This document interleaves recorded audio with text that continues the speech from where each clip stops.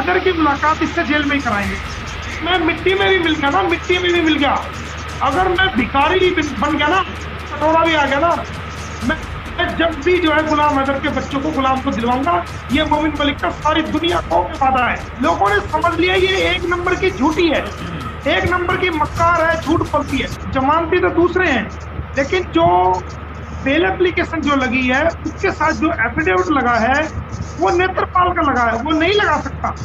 Bell के साथ जो सपोर्टिंग एफिडेविट होता है, जब किसी एक केस में दो मुलजिम होते हैं और एक जेल पे बाहर आ जाता है तो वो दूसरे का सपोर्टिंग एफिडेविट नहीं दे सकता। सपोर्टिंग एफिडेविट फैमिली मेंबर या कोई दूर दराज के रिश्तेदार या कोई फ्रेंड सर्कल देगा, और वो आदमी नहीं दे सकता जो खुद उस केस में मुलजिम है। तो वो उसके अंदर दिखता है कि मैं इसको जानता हूँ और मैं इसका एफिडेविट दे रहा हूँ, मैं इतना लिखा। गलत है, वो बेल एप्लीकेशन को रिजेक्ट होगी, हमारा ऐसी उम्मीद है। और बहुत सारे ग्राउंड हमने रखे हैं, जल्दी हम उसकी उम्मीद करते हैं कि जैसे ही हैदर भारत में आने वाला होगा तो उससे पहले हम इसको जो है इसकी बेल कैंसिलेशन करा करके इसको जेल पहुंचा देंगे और हैदर की मुलाकात इससे जेल में ही कराएंगे। आप देख रहे हैं कि 5 महीने से कितनी जबरदस्त मेहनत चल रही है। ये जो इतनी मेहनत चल रही है वो ऐसे कोई चल रही है, वो बच्चों के लिए तो चल रही है। ये मोमिन मलिक का वादा है, मोमिन मलिक बच्चे देगा, मोमिन मलिक बच्चे देगा इस हैदर को। लेकिन गुलाम हैदर को भी मेरी इंस्ट्रक्शन को उसकी एक शर्त है कि गुलाम हैदर के बच्चों को दिलवाना मोमिन मलिक का वादा है पूरी दुनिया से, वो दिलवा के रहेगा। चाहे उसके लिए आप देख रहे हैं मेरे पे पर्सनल अटैक भी हो रहे हैं, पर्सनल डिफेमेशन भी हो रही है, पर्सनल जो है मुकदमे भी मेरे खिलाफ चल रहे हैं, और हो सकता है आने वाले टाइम में पर्सनल मेरे पे अटैक भी हो। लेकिन मैं उससे डरता नहीं हूँ, मेरे पास सब चीज का इंतजाम है, उससे डरता नहीं हूँ। मैंने यहाँ तक कह दिया कि जब मेरा सवा सत्यानाश हो जाए, एक तो नाश होता है नाश, एक होता है सवा सत्यानाश। मैं मिट्टी में भी मिल जाऊंगा ना, मिट्टी में मिला भी मैं गुलाम हैदर के बच्चों को ये वादा कर रहा हूँ कि गुलाम हैदर के बच्चों को, गुलाम को दिलवाऊंगा और सीमा हैदर को जेल कराऊंगा। ये मेरे कसम खाई हुई है। सैल्यूट है सर, सैल्यूट। दुनिया की कोई ताकत उसको जेल जाने से नहीं बचा सकती, और दुनिया की कोई ताकत उसके बच्चों को उसको गुलाम को दिलवाने से नहीं बचा सकती। मेरी हस्ती मिट जाए, मुझे परवाह नहीं। मैंने जो पीड़ा उठा लिया, मैं जिद्दी हूँ, मैं बचपन से ही ऐसा हूँ। जो चीज की जिद मैंने लगा ली, और मेरी जिद जायज जिद है, नाजायज जिद नहीं है। मेरी जिद इंसानियत की जिद है, इंसानियत की जिद नहीं है। मेरी लड़ाई इंसानियत की लड़ाई है, मेरी लड़ाई हक की लड़ाई है। अगर मैं मिट्टी में भी मिल गया ना, मिट्टी में भी मिल गया, अगर मैं भिखारी भी बन गया ना, सारी दुनिया का मेरा पैसा, धन दौलत, जमीन सब कुछ भी खत्म हो गया, मैं ये कह रहा हूँ अगर मेरे हाथ में कटोरा भी आ गया ना, मैं जब भी जो है गुलाम हैदर के बच्चों को, गुलाम को दिलवाऊंगा। ये मोमिन मलिक का सारी दुनिया को वादा है, ये जिद है मेरी, ये मोमिन मलिक की जिद। सारे झूठ को दुनिया के सामने बेनकाब किया। अब जो पब्लिक सपोर्ट इसको था वो खत्म हो गया। लोगों ने समझ लिया ये एक नंबर की झूठी है, एक नंबर की मक्कार है, झूठ बोलती है। तो वो लोगों ने समझा, अब इसका पब्लिक सपोर्ट खत्म हो गया। अब फिर हमारे आने के बाद गुलाम हैदर की बात को भी हमने लोगों के सामने रखा, तो लोगों की समझ में आया। तो अब जाकर के आज की टाइम पे गुलाम हैदर को लोग पसंद करते हैं। इसको सिर्फ तमाशे के रूप में देखते हैं, इसको कोई पसंद नहीं करता। सबको पता है एक नंबर की झूठी है, एक नंबर की फरेबी है, एक नंबर का झूठ बोलती है। 1 अरब और 50 करोड़ से ज्यादा जनसंख्या है भारत में। तो आप देखेंगे, बहन का बहन के खिलाफ केस है, भाई का भाई के खिलाफ केस है प्रॉपर्टी का, मियाँ का बीबी के खिलाफ है, बीबी का मियाँ के खिलाफ है, पड़ोसी का पड़ोसी के खिलाफ है। और जो क्राइम होते हैं उनके बहुत सारे केसेस है। एक दिन में 500 केसेस एक जज सुनता है, दिमाग हैंग हो जाता है। वैसा 500 जज, 500 केस जब कोई एक जज सुनेगा, 500 केस का मतलब है 1000 वकील।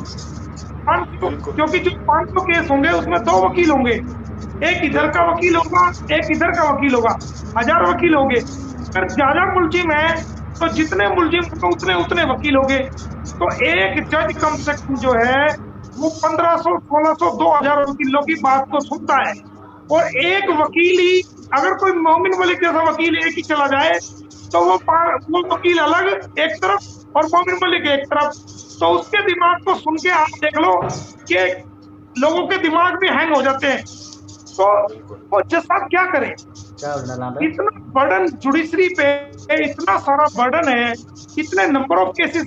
मुझे जज साहब कहने लगे कि मलिक साहब 11वें महीने से पहले कोई भी देख लो, आप ये रजिस्टर देख लो अपने आप, उनका एक रजिस्टर होता है। अब वो कहने लगे मलिक साहब आप देखो ये रजिस्टर, मुझे दिखा जज साहब ने 11 महीने से पहले कोई डेट खाली नहीं है, मैं क्या करूं।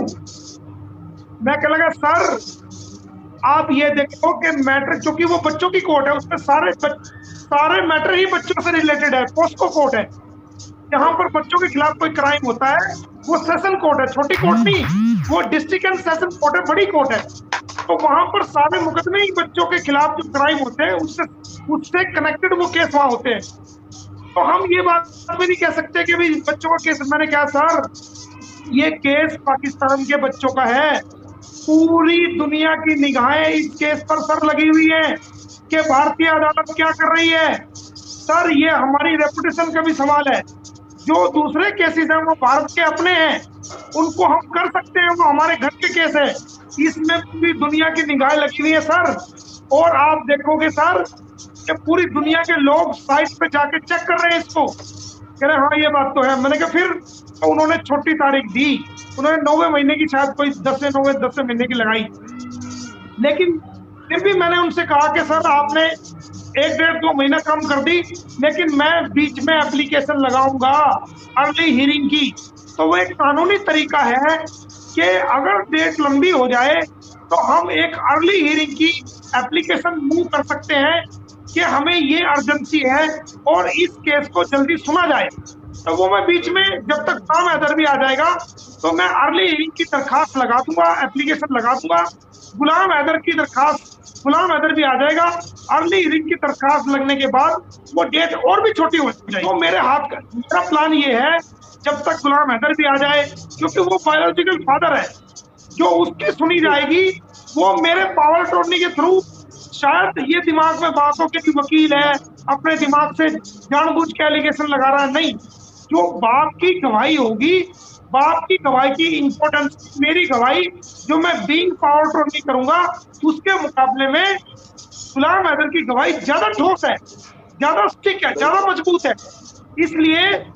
इसलिए मैं चाहता हूं कि गुलाम हैदर की खुद की गवाही जो बच्चों का धर्म परिवर्तन किया है उसके अंदर हो, मेरी गवाही भी हो, तमाम वीडियो हम दिखाएं, तमाम वीडियो हमने लगाई भी है। तो मैं एक एक चीज को, कोई भी मेरा केस है, कोई भी स्टेप है, उसको मैं पहले 1000 बार सोचता हूँ, उस पर एनालिसिस करता हूँ, उसके क्या रिजल्ट होंगे, पॉजिटिव होंगे या नेगेटिव होंगे। अगर नेगेटिव होंगे, अगर ऐसा हुआ तो मैं ऐसे करूंगा, अगर ऐसा हुआ तो मैं ऐसे करूंगा, अगर सामने की तरफ से ऐसा हुआ तो मेरी उसकी काट ये है, फिर मैं ऐसा करूंगा।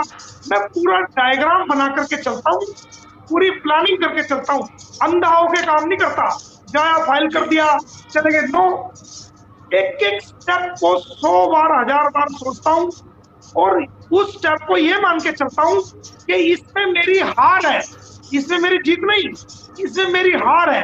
अगर इसके मैं जीत मान के नहीं चलता, अगर इसके में मेरी हार होगी और मेरे सामने ये बात आएगी तो इसका क्या सॉल्यूशन मुझे करना चाहिए। अगर वो ऐसा करेंगे तो इसकी काट क्या है, इसका सॉल्यूशन क्या है, इसकी चाल क्या बनेगी, जैसे शतरंज की चाल होती है। तो मैं एक एक चीज को पॉइंट आउट करके पूरा डायग्राम बनाता हूँ, अपनी पूरी टीम को इकट्ठी करता हूँ, जो मेरे विश्वास पात्र मेरे जूनियर्स हैं उनको सबको मैं बताता हूँ ये ऐसे करना है, ऐसे करना है, ये ऐसे। लेकिन मैं बात उनसे भी छुपा लेता हूँ, क्योंकि पता नहीं होता ना, पता नहीं होता कौन कहाँ जो ना सिगरेट लीक कर दे। तो कई बार ऐसा होता है कि मुझे करना कुछ और होता है और मैं जूनियर्स को कहता हूँ भाई ये काम हमें ऐसे करना है, लेकिन एंड मौके पे मैं उसको चेंज करके दूसरा काम करता हूँ जो दूसरी चीज मैंने डिसाइड की हुई है, क्योंकि ये छोटा मोटा मामला नहीं है।